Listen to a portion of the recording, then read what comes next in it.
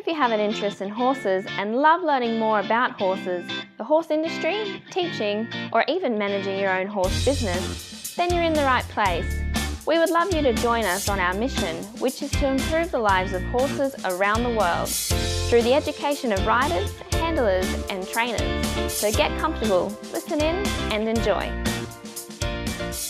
This has been another episode sponsored by Online Horse College. If you haven't had a look at the wide variety of equine-specific accredited courses, then go to onlinehorsecollege.com and I'll see you over there. Today's guest on Horse Chats is Anke Hawke. We're going to speak to her in a minute. Before that, I'd like to introduce you to Sophie Barrington from Archer Creative, who are the experts in equine business marketing. So if you'd like a website with appealing, easy to navigate, then talk to Sophie at Archer Creative. Just search for Sophie Barrington and Archer Creative at horsechats.com. Now, today's guest again is Anke. Anke's a dressage specialist coach. She loves classical training, passionate about classical dressage, and she balances the time working in a local saddlery. Anke, how are you? Thank you, Anne. I'm really well. Great. Now, Anke, we normally introduce with a quote that you might like to bring forward. You know, I just find that the quotes give us a little bit of an idea about where you're coming from with horses. So what quote have you chosen? It's not really a quote, but I find for me often it works really well because I like to question things. So it's more like, is that so and why? So when someone tells you something, it's always been like this, and you go, but why? So I like to get to the background and the base of it, okay, to understand how you can improve it or why you're doing something that you're doing in a certain way. Yep. So you think your quote is that so and why? Yep. Okay, that's a very inquisitive mind then, isn't it? Oh, yep. I think it comes back from being thorough and maybe also from the German background.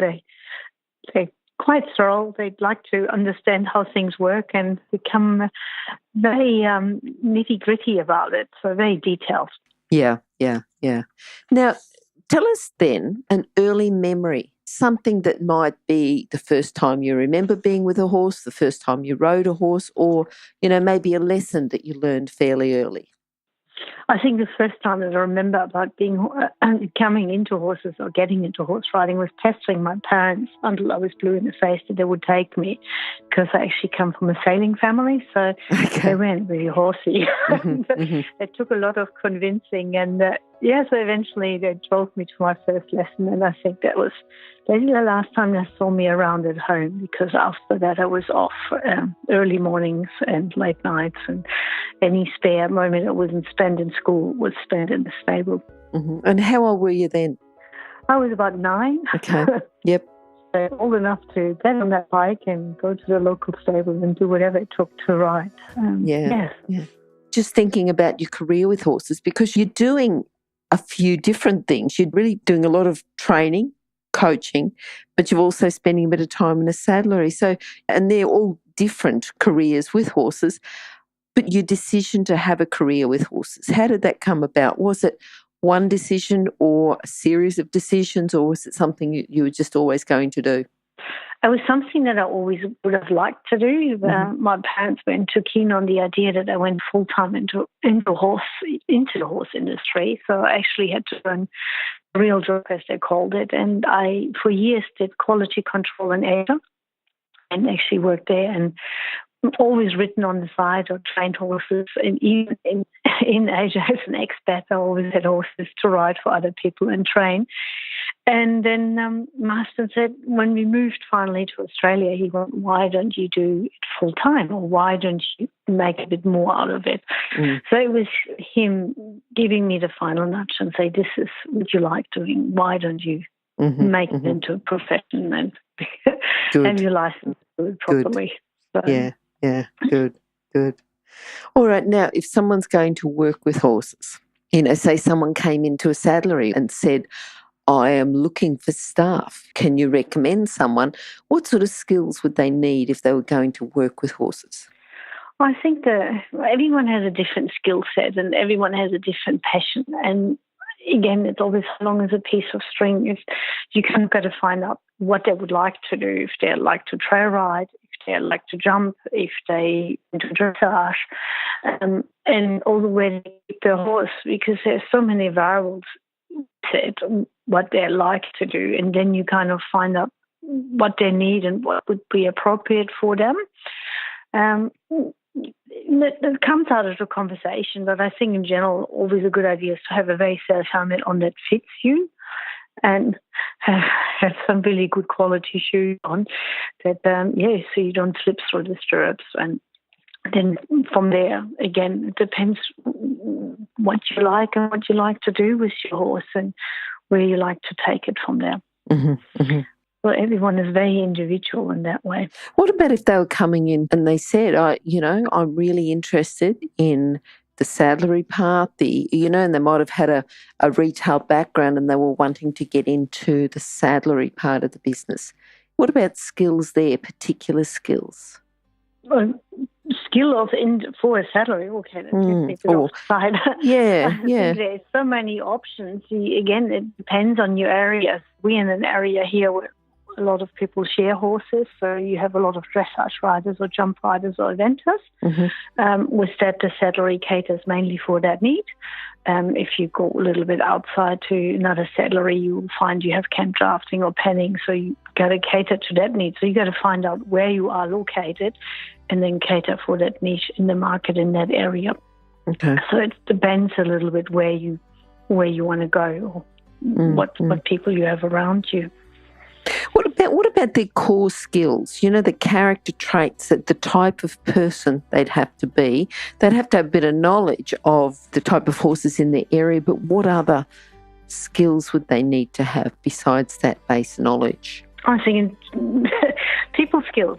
Yep. Just being being able to have a conversation, being able to find out what they need. We get all sorts of people come through the shop. So some people just want to have something new and blingy and look the part, and other people are really come with their detailed questions about bits and saddles. And we're lucky enough to have a saddle maker on site, so we can always refer straight to him. But in the end, there's a huge shelf full of saddles, so you can sit in them and feel what actually feels right for you, because everyone is built a little bit different. So depending on the length of your legs or the width of your pelvic or of your hips, you can choose what actually fits you.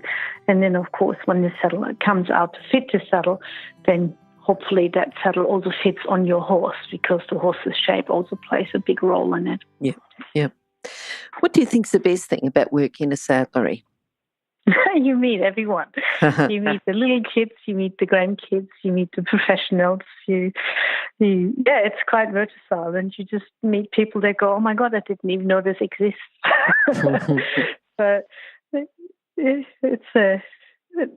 interesting, and you get to see everything that is new on the market, which is also, they get some really quirky bits in occasionally. But in general, it becomes more and more of a fashion line, where you have technical pants that wick moisture away, or really good outdoor jackets that you keep the wind off you but keep you dry and warm. So, and the same with saddles. You see always a new innovation within the saddles or saddle pads. It's it's nice. You're right up there. You can see everything that comes through the door. Yeah. Within reason, because there's always a certain floor space you have. Do you have phases that come in and you think, I don't think that'll last long, and it doesn't last long, or things that come in and you think that's going to be really, really good? What was the last thing you saw come in that you thought, this is going to take off? Yep. There are certain things that come in and you go, oh dear, really? But other things come in and you think that's a really clever idea. I love the minor bits. I think they're amazing. They're really soft. They're well thought through. They're good balance, and they are taking off because they're kind. And other things, I think the ear bonnets, it's a phase. It's a bit like Dress Up My Pony. You can match it with the bandages and the saddle pads. I think that might be a phase, but it's still going and people love it. So, what's a colour that comes in that seems fairly popular at the moment? Oh, when people are looking for something to match the bandages and brow band and saddlecloth. And it just normally comes in a whole heap. It comes in every colour and range. So, yeah. and the same what you see in every clothing comes every year. It comes through the shop in that colour in that year. So there's the season and colour, and they're normally 2 years ahead. Mm-hmm. So you can see the catalogues, or the production is now for 2 years ahead. Okay. Yeah. It is a bit like a fashion catalogue, isn't it? Yep. A little bit, yeah. All right. Now, thinking about the knowledge that you've got, who have you got that you think has really helped you in your career? Oh, I had lots of different coaches in my career, and I think they all contributed to one thing or the other.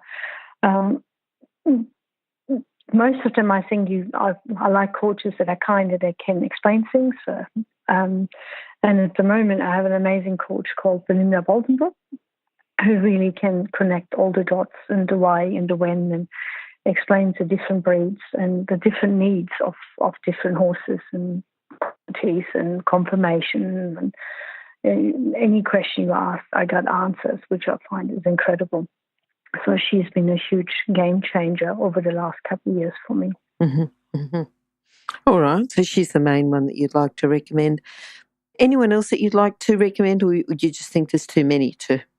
Oh, there's a few. I think Lucas Herbst is amazing. He was very helpful in setting me up and setting me straight and explaining the works of it, and being always very kind and very positive to the horse. I think it was the first time I got in trouble when I used a whip when I shouldn't have. And in general, he was very good. I have another lady that helps me from the ground. Her name is Vicky Morgan. So she is also incredible with horsemanship skills and biomechanics and physio work for the horse. And she's also a qualified saddle fitter. So she is a really good candidate to have to help you to keep you honest, because if I work my horse too much or not enough, I get instant feedback from her and going, you got to improve this, you got to open up a little bit more here, and you got to make sure that she rotates a little bit more through the rib cage here. So I get very clear feedbacks from her as well. Good. What about horses? Have you got a horse that you think has influenced you, helped you along in your career? I think there's many different horses that always help you in a different way. So they all have their quirks. Yep. None of them are ever straight or easy. I have never met a push-button horse. So I find most of them have either have a right or left tendency. So you find that you constantly try to straighten them up or help them to stay balanced in true balance, and being able to mobilize them just enough that they can perform everything. I find my horse that I own at the moment, Georgie Girl, she is very tricky because she's very light, very flighty and very opinionated, so she's mare. So she kept me on my toes and is always 2 steps ahead. And when I find her ride another horse, particularly geldings, they're a lot more forgiving. And I find all the taller the horses are, normally the more gentler they are. They're not as pushy at you. So, but yeah, I think every horse helped you a little bit along the way to make you who you are and keep you honest and teach you every day something new, and basically just stay humble and learn. Mm-hmm. If you think about where you are now with your career as a rider and as a trainer, what do you think's been your proudest moment so far? I think the proudest moment was when I had a horse that was actually really lame. It was a friend's horse, and she said, "Can you help?"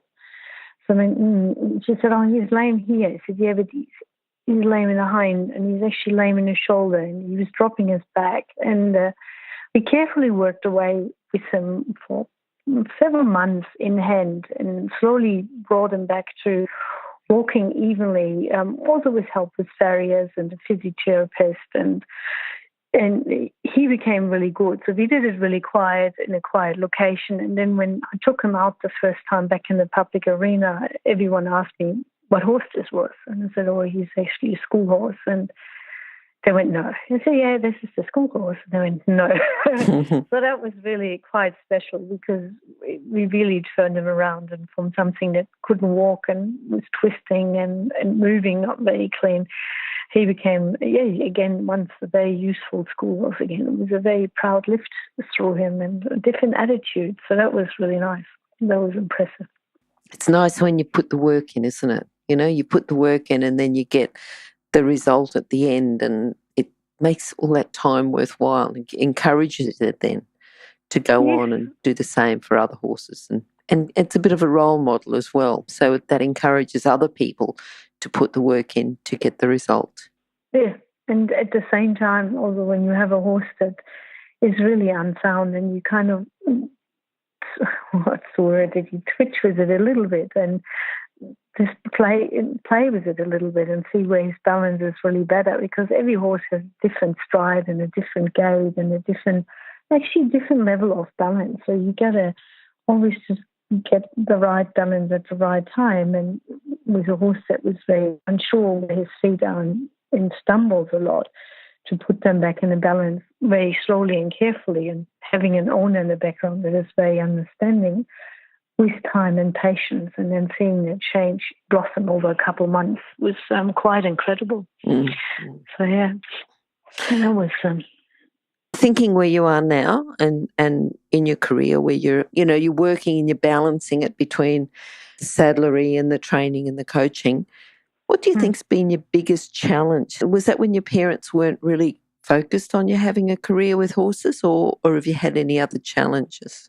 Oh, I think that it's just a normal time for the parents. They just don't think it is a very healthy job on your body, and they really went into horses. So, no, I think the biggest challenge is actually making a hobby that you like into something that is a little bit profitable, where you actually earn an income out of it, because you often get carried away.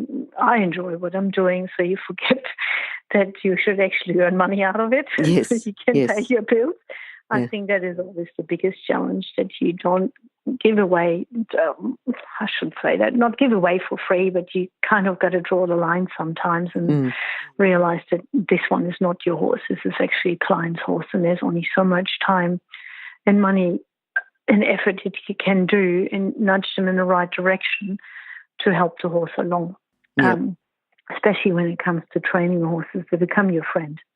Yes. And you can see that some of them you really give hope, that you show them there's a way out, there's a nicer way of treatment, there's a easier way with especially when you come from the classical side of the dressage training.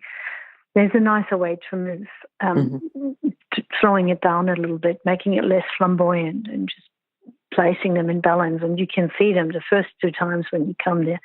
Yeah, it's you again. And then the third time when you come, they're waiting at the gate, and you go, oh, this is different. And they kind of say, what do we do today?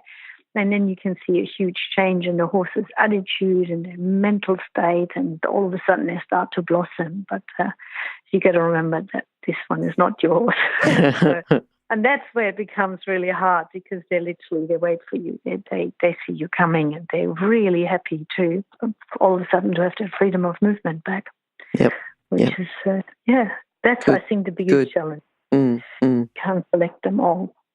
Thinking then about a problem that might arise, or if you were going out to give lessons to people, new students, people you haven't seen before, what do you think is a common fault? Is it that people are asking for too much movement, and the exaggerated movement in the dressage horse? Is that what you see as a common fault, or what would you say is a common fault? I think a lot of people, I find a lot of people, particularly people that are very successful, they find it very humbling to slow down again and find the little differences in the balance, and adjusting their own body a little bit more, so they just think that they bought a really well-trained horse and it should just perform. And, they only ever perform to what you feel that day, or how good you are and how open and how clear you are in your aids that you give the horse. So that's often the biggest challenging thing, that you got to be true and honest about where your own balance is. I find one of the biggest challenges is the rider's seat.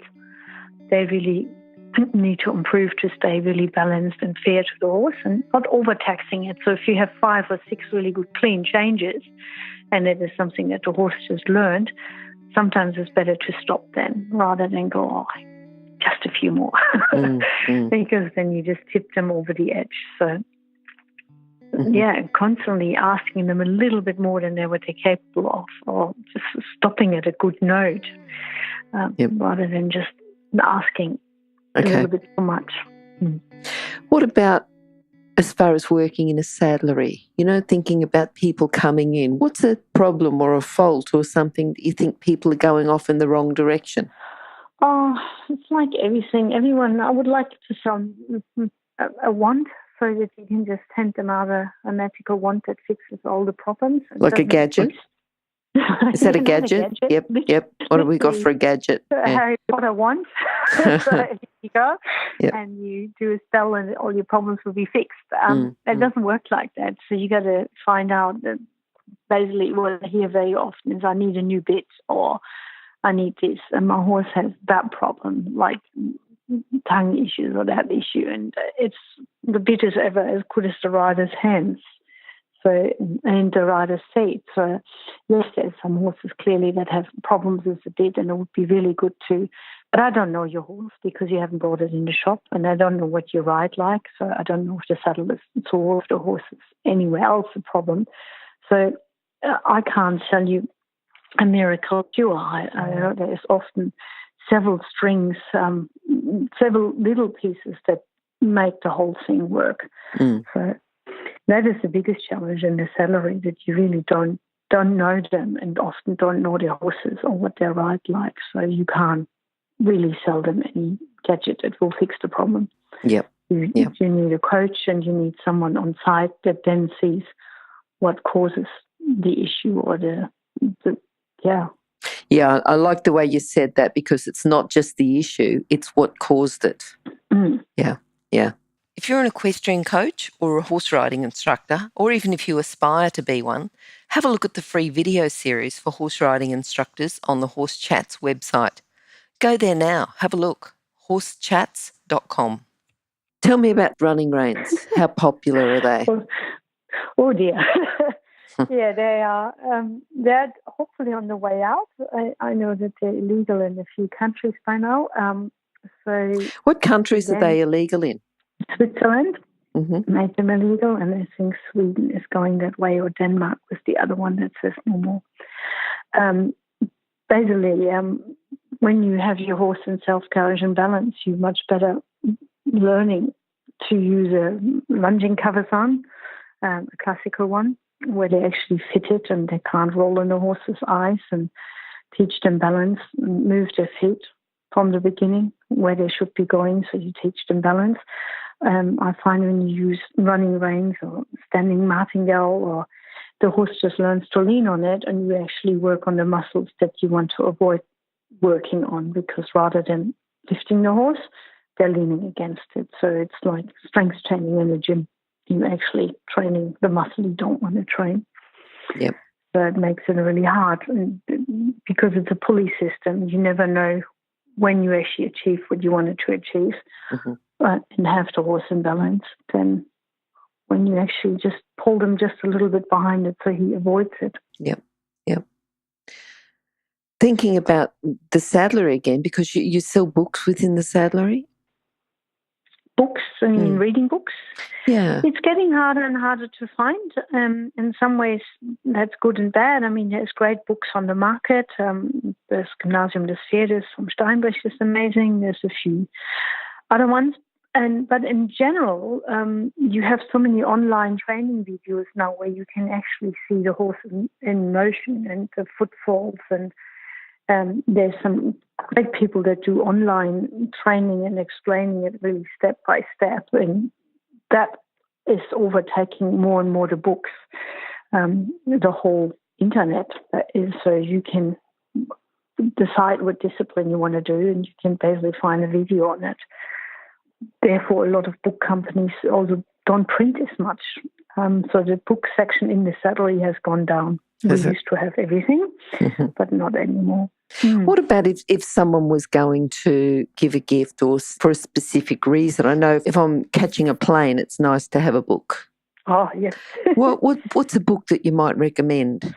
Oh, my problem is always I read in two languages, so I read in German and English. Book in English then, yeah. A book book in English. I actually do like the books from Anja Baran. I think they're very good. They come in English and in German. So I know most of the German titles, but she normally has some really good reading books. The other one is, I better go and look at my bookshelf, what I actually have. But and there's one book that says Horses Never Lie. So that's a really good general reading because it talks about the ethics, and why you ride horses and how do you get around it to ask them what you would like them to do without constantly confronting them. So that one was a really good read.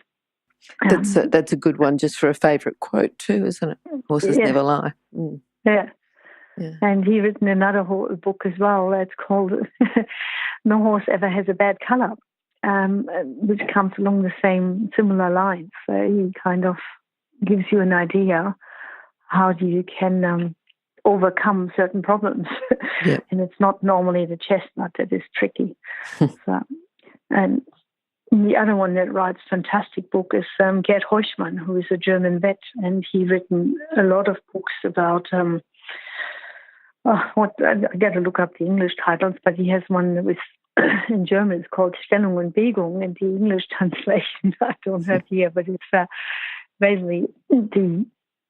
We'll make sure we get that off you though, Anke, because we'll put that on the site there for horsechats.com/Anke Hawke, and we'll make sure that we've got those books. We'll get them properly off you and get some links and put them through just in case people are interested. You can go to horsechats.com, search for Anke, Anke, or search for Hawke. Yeah, I'm sure they'll find them. Now, tell us what you're looking forward to now. In the next 6 months, 12 months, what are you looking forward to? More of the same, or have you got something planned, or what are you doing? Oh, we always have things planned.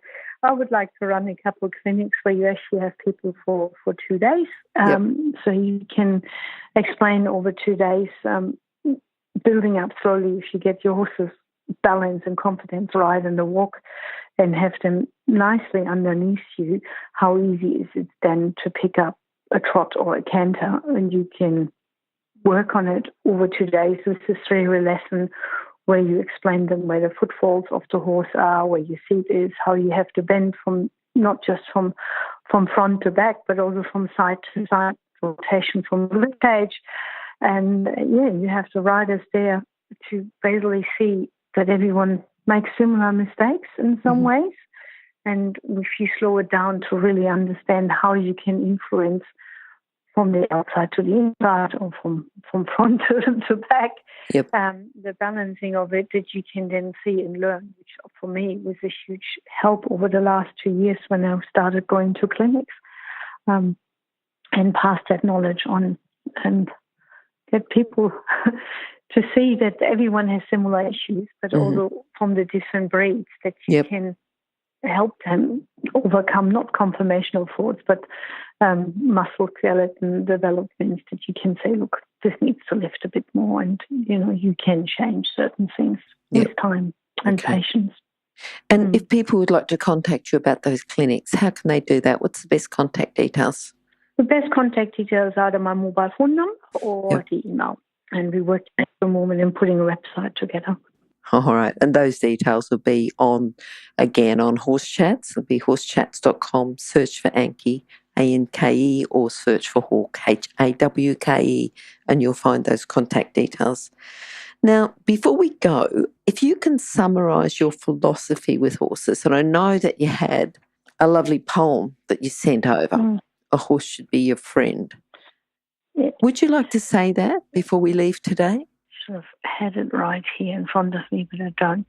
Basically, I think a horse should be your friend. You should ride it as a partner with understanding rather than using it as a robot and asking, although never asking it and overtaxing it. So, okay. I've got it here. Would you like me to read through? That would be great. That would be lovely. Because I read it. I just thought this is lovely. Okay. So I'll just read through it. It's treat it with respect and it will respect and respect you. Treat it well and it will be good to you. Listen to him and it'll listen to you. Go responsibly with him and he'll trust you.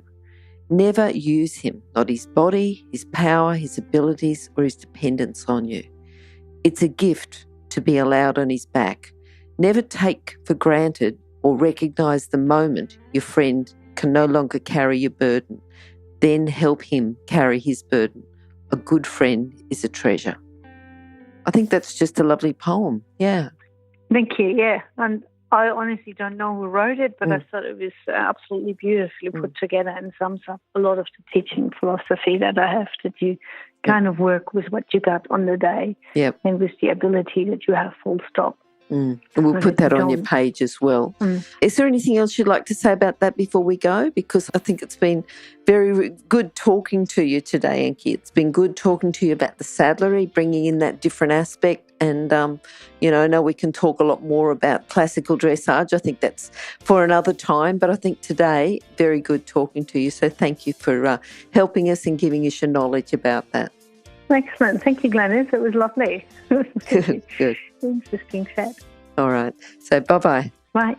Now, if you're still there, you probably know that I'm absolutely passionate about education within the horse industry. That's why I host this podcast. My other venture is Online Horse College. Have a look now at onlinehorsecollege.com and I'll see you over there. Remember that our comments and instructions are general in nature and do not take into consideration your individual horses or your individual ability and circumstances. If you enjoyed this podcast, then please leave your comment below.